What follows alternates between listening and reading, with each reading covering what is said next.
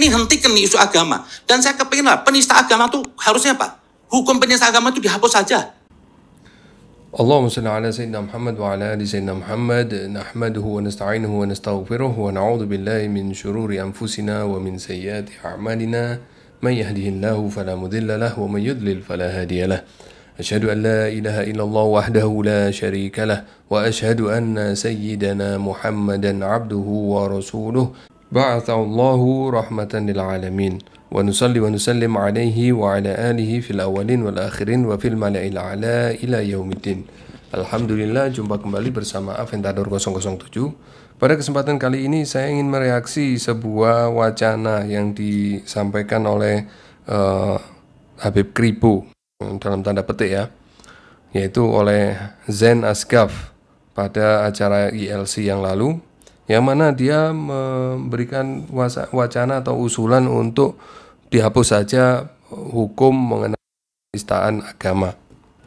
Nah, sebelum kita bahas tentang penistaan agama itu sendiri, sebenarnya kita harus tahu dulu apa tujuan dari dibuatnya hukum atau undang-undang anti penistaan agama, yaitu untuk melindungi masyarakat dari sikap tidak sopan atau penghinaan terhadap tokoh-tokoh yang mereka sucikan, terhadap simbol-simbol suci agama mereka, atau kelompok agama mereka, atau benda-benda suci mereka, atau adat keagamaan mereka, atau kepercayaan mereka.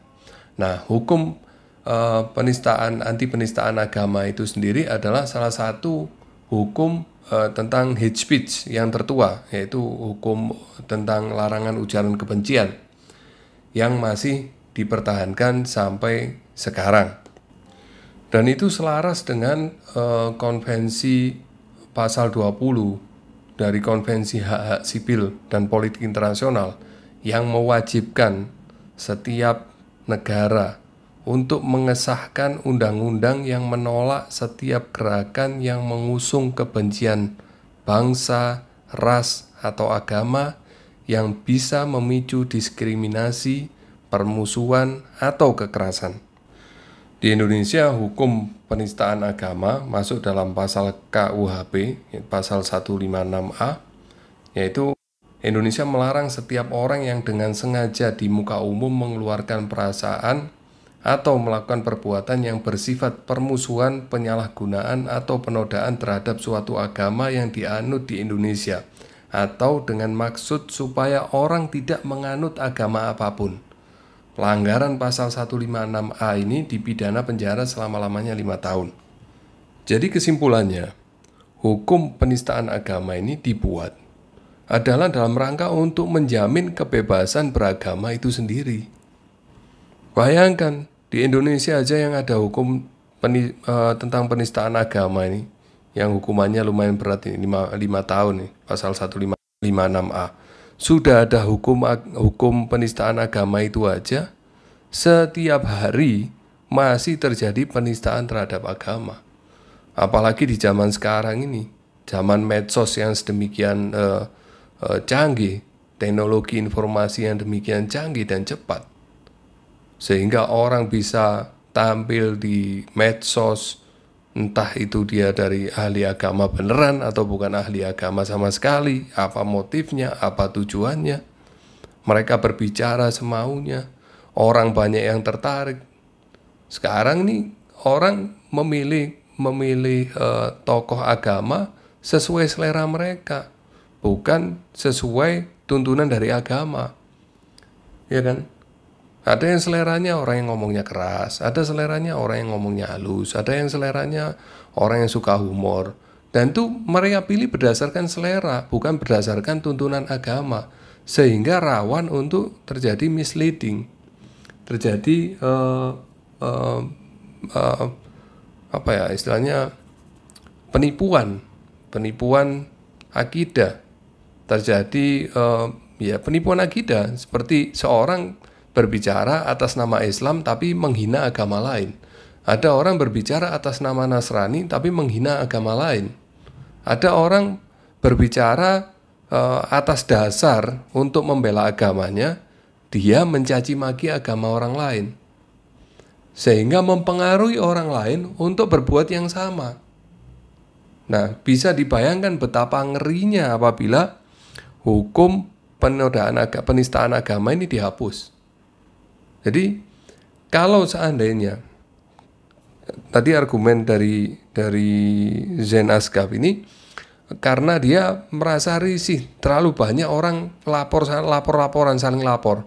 Ya, memang itu konsekuensinya dan itu memang tugas kepolisian untuk menerima laporan. Ya kan? Tentu saja laporan itu juga harus dilengkapi dengan syarat-syarat administratifnya. Nggak bisa orang ujuk-ujuk melaporkan orang begitu saja, harus dilengkapi, bukti-buktinya harus semuanya lengkap. Ya kan? Kalau memang buktinya lengkap ya harus diterima laporannya, paling tidak aduannya diterima. Seperti itu, baru kemudian nanti setelah lengkap baru nanti masuk ke penyidikan. Kan seperti itu.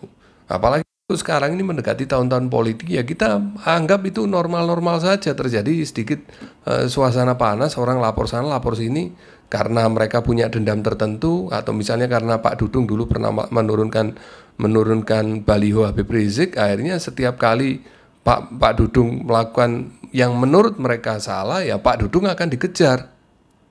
Nah, sama dengan Gus Yakut. Gus Yakut dulu waktu ketua Banser, dia Banser membakar bendera HTI yang ada tulisan tauhidnya. Ya sejak itu Pak Yakut ya dikejar-kejar terus.